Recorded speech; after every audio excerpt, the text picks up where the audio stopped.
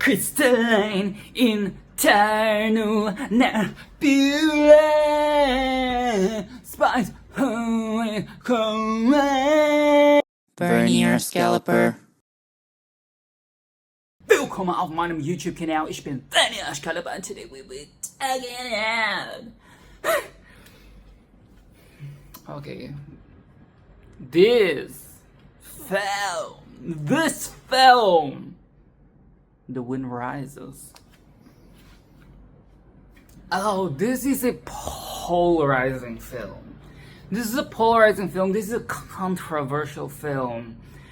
And this video is not going to be as like fun, and I guess I don't think it's going to be as fun. I'm not really that excited to talk about this film, if I'm being completely honest. I was excited, okay, going into this film because this is the first film of the Ghibliverse that I have not seen. So this is totally a first time watch situational. This is not like the previous films where I've seen it before and I'm rewatching, reanalyzing. This is totally new, okay? I was excited because it's like these upcoming films, I'm really going in raw, okay? I'm going in with no prior knowledge. So I was really excited to see where it goes. And I did not know that this film was supposed to be Miyazaki's retirement film, you know, the original retirement film. Before he reversed, okay, before he went, I'm not done yet, and did The Boy with the Heron. So this was the original retirement film, or we could call it retirement film number 1.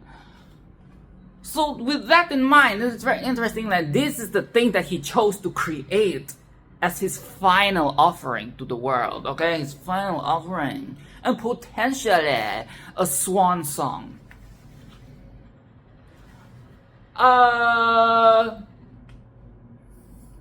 Interesting choice, I will say. I will give it to him that this is a very interesting choice for a final film. Okay? And unlike the previous films, I had to really dig with this one. I was very conflicted after I watched it, so I went online, I read reviews, I read what people say, I read other possible theories and analysis, and it is I still feel really conflicted. Okay, I have a consensus of how I feel. At the end of it all, I do have an opinion, but it is hard. This one, like, okay, again, this is his final film, right? This is supposedly supposed to be his final film. It is mature. Yes, it is very mature. Okay, coming from the Miyazaki, who at this point was 70-something, right? He was in his 70s when he made this one. It really does have a maturity and a sense of like restraint and just almost confidence that this is exactly what he wanted to say. This is exactly what he intended to create. And this is what he wanted us to see. And I'll give him props to that. I don't think that a younger writer, director would create something or would even think to go into a film and to portray the themes, the subject matter, the character, the main character that is based on a real person.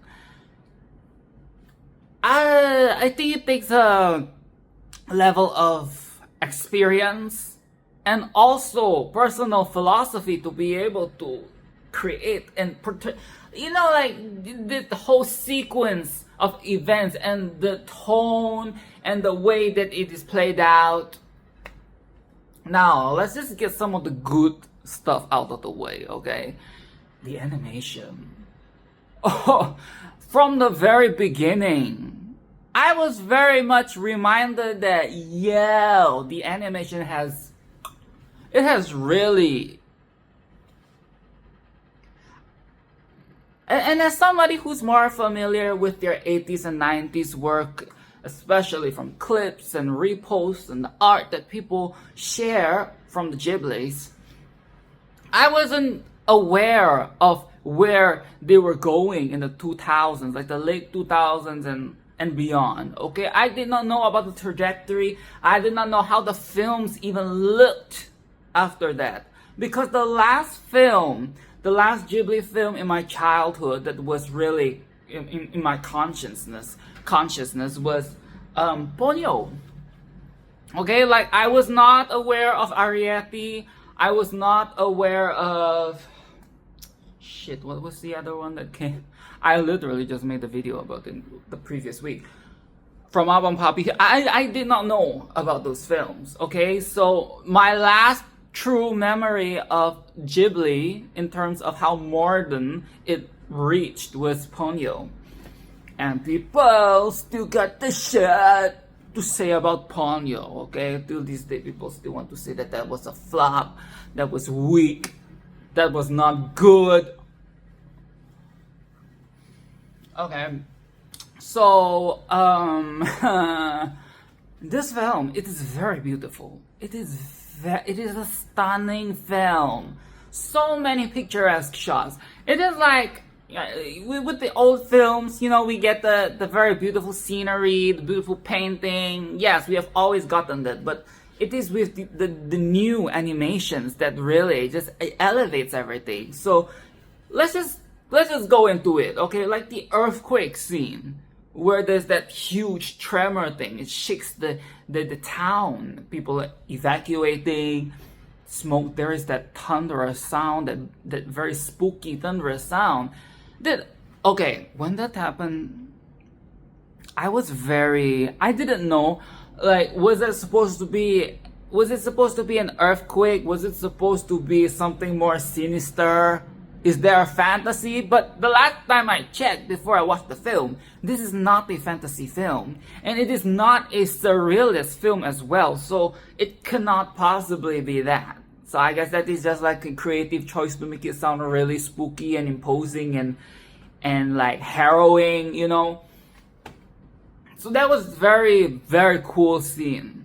Really puts you in the shoes of the people, okay, evacuating, and Jiro comes and he helps the girls, and blah blah blah blah blah, okay. And I was not expecting the film to go that way. I thought this film was just going to be, you know, very montage, very like watching this engineer, okay, learn to grow from not so good to good, but he was like a okay, that is just going into the qualms, but you know, I will get to that later. I thought it was going to be more of a montage, situational, very almost saccharine level of that type of film, but it was not.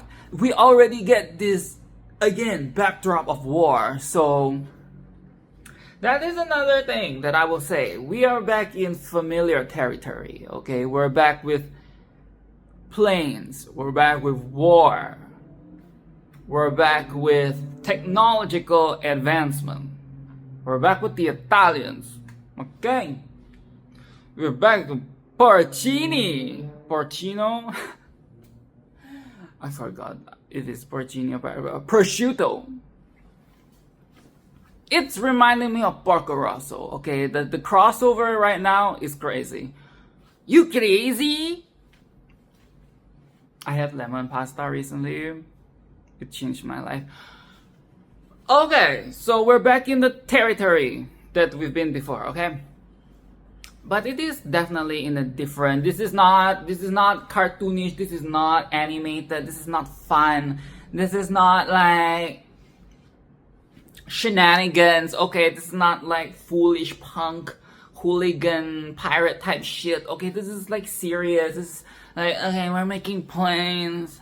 It's very nerdy. This film is very nerdy. And I will be lying. I will be lying if I'm going to stand here. Yes, I am standing. Stand here and say that it is very interesting to my brain that is not an engineer brain. I went to an engineering school and bruh. Yes, this was very nerdy. It was very nerdy. I had to Google what was that slider tool thing. You know, I may be called vernier caliper, but I do know that that is not a vernier caliper. That is something else. And God, was I right. It is a slide ruler. That's what it's called, a slide ruler. And it's supposedly supposed to help you calculate things just with the sliding tool, with the numbers and stuff. I guess it's like a calculator, okay? It's like an analog calculator. Before they had the calculator to do the sine, cosine, and the tangents, you have this slide ruler. Don't even know how it works. I was going to watch videos and teaching me how to how it actually what it means, but no. No, the film is already 2 hours. I'm not going to sidetrack to watch a video on how a slide ruler actually works. Okay, 2 hours. 2 hours. And you know what is the funny thing? I agree that it should be longer. No! 救命啊! I believe that it should be like 3. He should have went all out because 2 hours for this story. I hate to say it because I don't want to sit here for 3 hours, but 3 hours would be so, like, it would make so much more sense in terms of helping us understand these people better, because let's just get to it. Let's just get to it. I don't really feel like talking about all these other meat and potatoes, lettuce and tomatoes. Okay, what the fuck? Like, okay, let's just get it out of the way. I think that this film lacks emotional depth. I really think so. Like, I know that there's a group of people that think that this film is, oh, I bawled, I cried. Oh, it is very moving, and the thing with the wife, like... And I apologize, because I don't remember the name of the wife. I know that her surname is Satomi, and I mistakenly thought that while I was making my notes, I wrote it as Satomi, and I don't remember her actual name. Is it Naoko, or Na something? Na something go? I'm sorry, okay, I know, but I wrote in my notes as Satomi, so I might just have to call her Satomi for this video. I don't think it has a lot of emotional depth, okay? Now, I did face an initial issue that a lot of people have with this film, okay? But at the same time, I kind of recognized that I had to dig deeper, because at the start, knowing that it is not a fantasy film says a lot, okay? Miyazaki is not giving us a Mononoke, Spirited Away, trio trifecta situational, okay? We are not getting any of that. We're not getting the whimsy. We're not getting magical creatures. That is not happening, okay? This is serious. This is like grounded. This is like mature. Okay, we're not getting none of that. We're not getting... I guess we're still getting whimsy and imagination, but it is in a different context. In a rather sinister way, actually. I get it, okay? It is a film that requires us as the viewer to do more work. To create our own interpretation. But you could also argue that with the other Ghibli films, right? So I don't think that is necessarily an excuse for it to be kind of bland. Yes, I said it. It is bland. Okay, so I like the themes. And it is very touchy. It is very complex, because without divulging where I'm from, I do not necessarily, I mean, nobody is really, right? But it's a bit of a sensitive topic. And it comes to what the Japanese, okay, what they have done. Their war crimes. Okay? And I get, okay, the Koreans, the Korean people and the Chinese people, they, a lot of them don't really like the whole idea of portraying this engineer creating this plane, having this like dream, having it be so like pastoral and rainbows and sprinkles when he's really creating a war machine. Okay, I see that perspective, and I think that it is a bit gross as well. I do think it's a bit gross. But I don't think it's fair to say that Miyazaki is a hypocrite, because we know that Miyazaki is all for like the anti-militarized anti-militarization. Now, this is a very tough word for my tongue. Yes, we know, okay, we know that. So I don't think it's fair for us to really like drag him to the guillotine for this film. I don't think that is fair. Although I think that the Koreans and the Chinese, they have the right to be biased because the atrocities. Okay, the atrocities. But I think what he's trying to do, I agree that what he's trying to do is that he's creating this very almost, I don't know if neutral is the right word, but he's giving us the pieces and he's expecting us to form our own opinion. Okay? Because, so we have the engineer, okay, the engineers creating these war machines that will later be used to bomb the countries, okay, bomb their enemies, cause a lot of death. There's nothing pastoral and serene and cute about all of that. And that is when the touchiness comes, because I get that it is very hard for some of us to empathize with Jiro. Okay, it is very hard to empathize with Jiro, because how are you still so positive and like, ooh, this is my dream, I always wanted to make planes, and my idol, okay, we have that whole like idol trope of the Caproni, okay, he's like talking to Caproni in his dreams, he always talks to Caproni, it was very Ratatouille, you know, it was very, and on top of it all, there's like the Italianness of it all, oh god, it was really harking back to Ratatouille, but with violence, you know. Oh, he's like talking to his idol in a dream, this white man, and he is just, you know, eating it up. He wants to be like his idol. He wants to make the planes. And it is hard to empathize. It is hard to empathize because the Japanese people, they're not stupid, okay?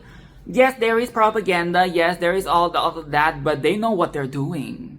As they're building the planes, as they're designing the planes, they know that they have to take into account the fighting. The real purpose of the planes is just to drop the bombs. It has to be effective. It cannot weigh the plane down, the materials, you know, all that engineering crap, all that nerdy shit.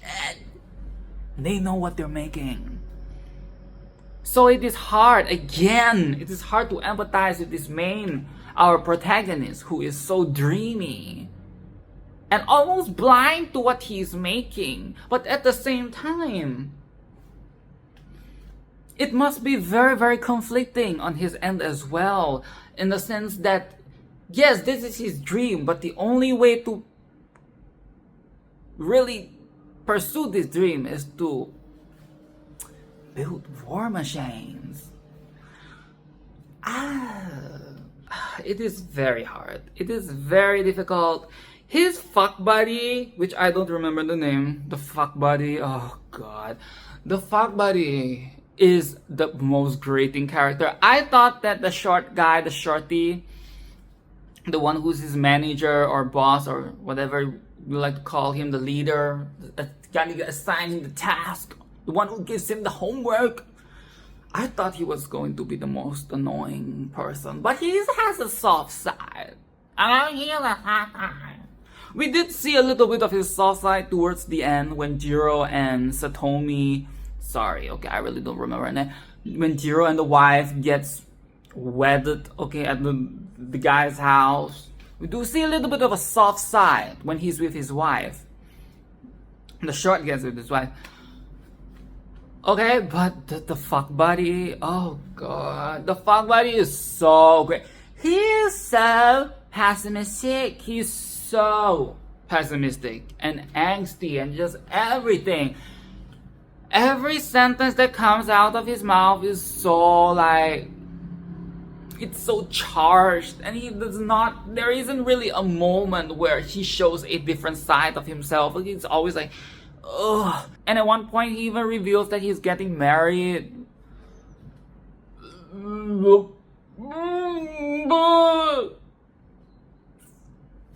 I feel bad for that future wife. Married? Who the fuck? Like, who? It must have been one of those old school type shit. You know, it might be one of those old school type romances where no romance really happened. It was like some initial spark. Probably get divorced in the future after like 3 kids, and he reveals his violent tendencies. He is this. Every single time that he appears on the screen, I just feel so, oh god, there he goes again, he's always so unhappy and always so,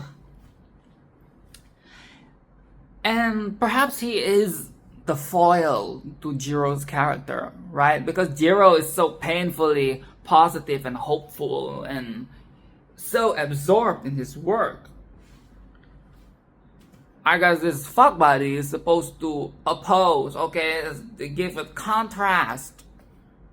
As if everything else around Jiro wasn't enough to be a foil. Everything else in the world is just like war and suffering, and we know what the fuck is happening. And Jiro is this like dandelion, it's like this light. But he's the one creating, but he's the genius. He's the genius that's creating this world. Okay, I'm getting very biased here.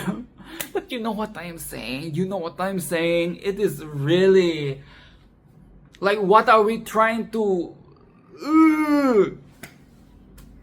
And here's when I came across another very polarizing thing. The female characters in this film are so badly written. They're so flat. I didn't like the sister when she first appeared. I did not like the sister when she first... She was very much bratty, very much bratty, which is fine because little girls, little children, bratty is normal. But she continues to be like this, like, grating, you're always not around, you're finally here. She's always unhappy, which I get, yes, I understand, but my issue comes when the film does not provide additional scenes to create dimension with the characters. And that is why earlier I said that I agree that the film should be 3 hours, because 2 hours is not enough. We have so much of Jiro, we get so much of Jiro, but nothing of everybody else. It is just Jiro. And Jiro is such a flat character as well. Because Jiro is supposed to be this very absorbed, self-absorbed artist. He's in his world, he's creating. And he's kind of aloof, right? That is the whole point. Like, he's very aloof and he's like, unable to create like these real human like connections with people. He's very robotic. Don't even get me started on the voice acting. I get that he's supposed to be robotic, but why is the voice acting so bad? And I don't care that because I did do some digging, and apparently the guy who voice acted the Jiro is quite the person. Is quite the person, but is it the right choice? I don't think so. It's so flat. I like his voice. That is the thing. I like the timbre of his voice. I think that the timbre of his voice is probably one of the most unique timbres of voice for a male Ghibli character. Okay? But the actual voicing, the actual acting is not good. It was so flat. It was so flat. Even for somebody who is as stoic and emotionless as this man, this Jiro, it was so flat. Even during the emergency scenes of like the earthquake or the wife getting the lung hemorrhage and stuff like that, he still sounds so like oh no. It was so stiff and it was so bad. I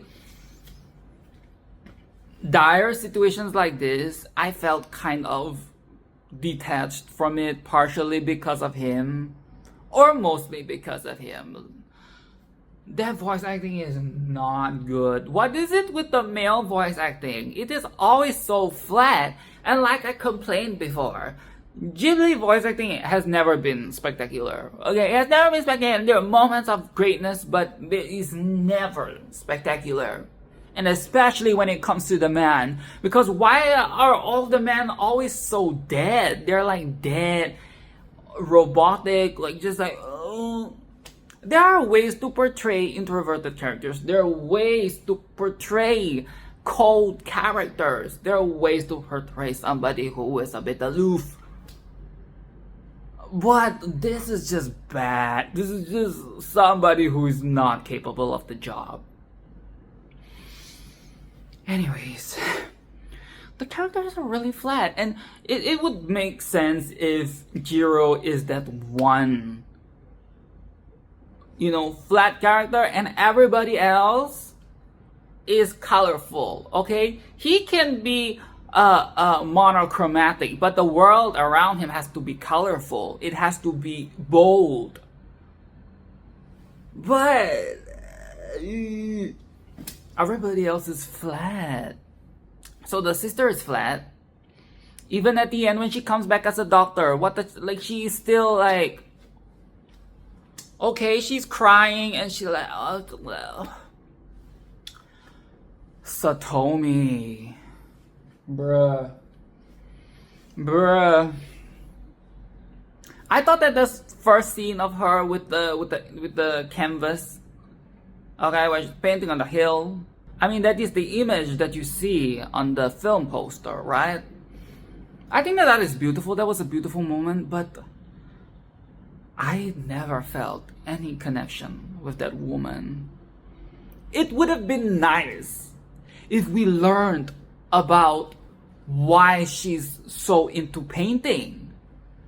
All we get is a poster. All we get is this very mystified, what's the word, like, mysterious image of this woman up on the hill with the umbrella that flies away. Okay, like, cute romantic moment, but for a film that is trying very overtly to be grounded, there is nothing grounded about this relationship. Like, what does she like about him? What does he like about her? Oh, you're beautiful? Oh, give me, like, stop it with that shit. Stop it with the fucking you're beautiful bullshit. Like, what the fuck is that? Bruh. And speaking of his bad voice acting, the guy who, he does not even sound excited when she wants to fuck him. Okay, that scene, they gotta consummate after that very hasty marriage where she looks ghostly as fuck.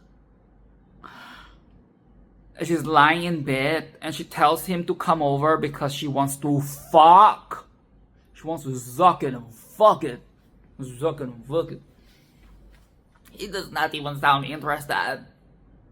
He'll probably think of his fuck buddy. He's probably thinking of that angsty fuck buddy who rails him really hard.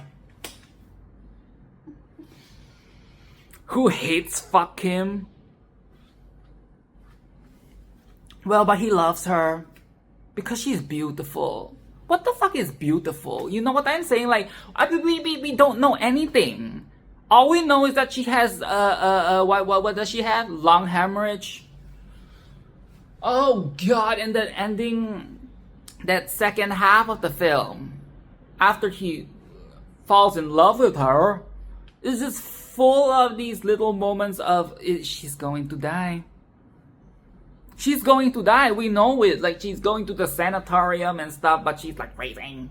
She's freezing, and the sister says, "Oh, you know, you don't even know how she wears the rouge in the morning because she doesn't want you to worry that she's dying and palish." And he is still aloof, okay? Emotionally unavailable. Yes, he rushes down from Tokyo or whatever the fuck, you know, he comes from work.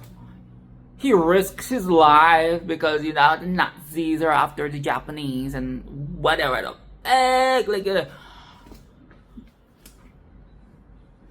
he does all of that, sure, but we still don't know jack shit. We don't know anything. Oh my god. She's very flat. And she also contributes very conveniently, really.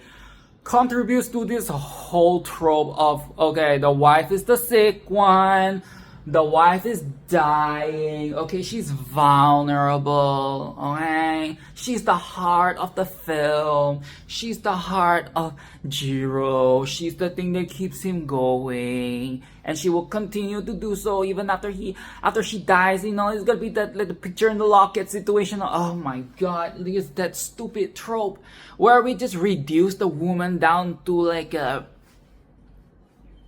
pillow. Like, seriously, what? I would be more invested, and I would think that the film, it would be better if the characters were allowed more time to develop. And I don't mean Jiro. We don't need to know about all this stupid math. Like the equations and all these engineering shit. I don't give a fuck. I don't give a fuck. Like, it is not essential, okay, to the story. A lot of it is fluff. A lot of it is fluff. Maybe Miyazaki wants his slice of life moment, but bruh, he is not Isao Takahata. I'm sorry, he does not do it. Like, maybe he's really just better making the fantasy films. And I know, who am I to say? I'm just like a bear. I'm not even 30, and I'm like trying to judge this now 85-year-old man's work. But this is not like 3 hours would have been better. That is, if 3 hours in the extra hour we explored the wife, okay, Satomi. We explored maybe the short guy, because he and his wife, we did see a soft side, but it would be good to provide, you know, more dimension to his character. And the fuck buddy would be interesting. Okay? So we have 3 people. The sister. Okay, 4 might be a bit much. So maybe we sacrifice...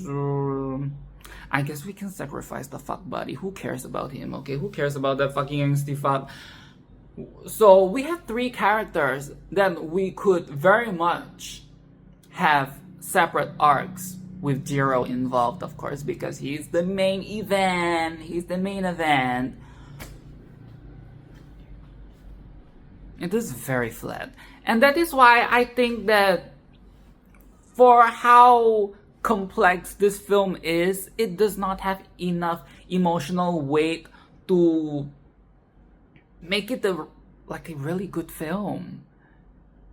It's fair to want your viewers to put in the work and create interpretations of their own, but at the same time, you have to give us enough, right? The themes, the setting is good. The foundation is good. But the characters, our main players, are just so flat. There is nothing to work with. And another issue that comes from that is the moral ambiguity of it all. The moral ambiguity. Everything feels so neutral. So, do we like the war? Do we not? I don't need the yes or no, but I need to see some actions.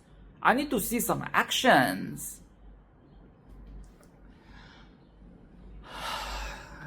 I wouldn't recommend this film. I think that Parker also explored the idea of fascism. Okay? Violence. A little bit better. Okay?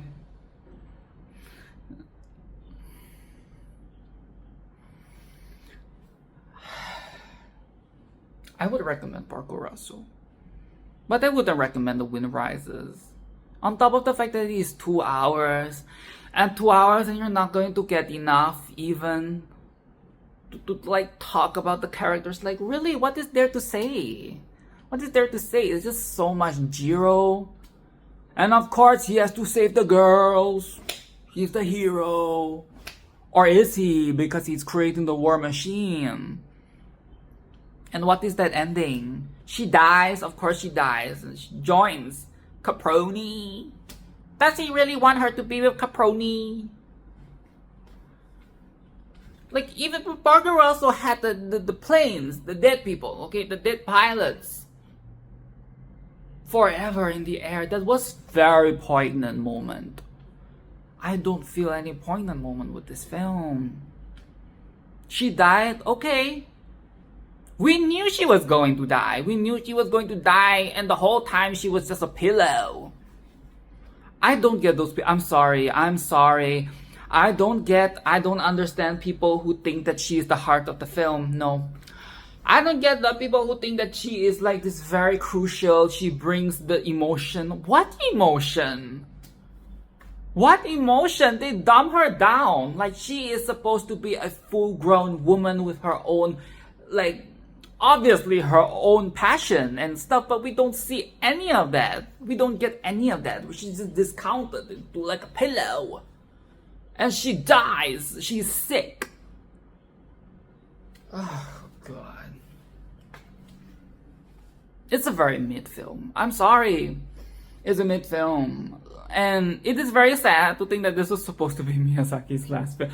I mean, I'm very sure he feels accomplished. Okay, I'm very sure. Like, he does not give a fuck. Like, I don't think he gives a fuck. Okay? And I think he's worthy of being proud of yourself, right? Like, it's a beautifully made film. But do I think that it is good?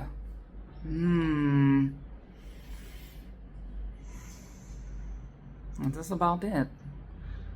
I wouldn't recommend it.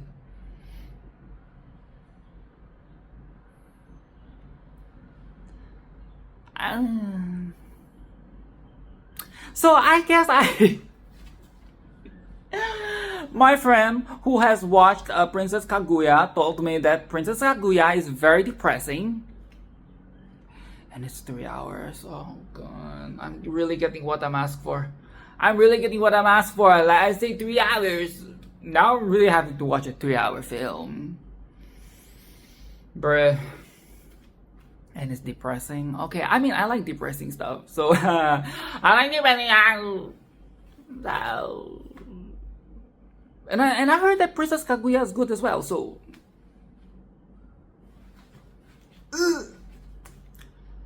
is this the time to say like and subscribe and do all of that? I don't know. I feel like I still have something to say. I am trying to, like, what else do I have to say about The Wind Rises?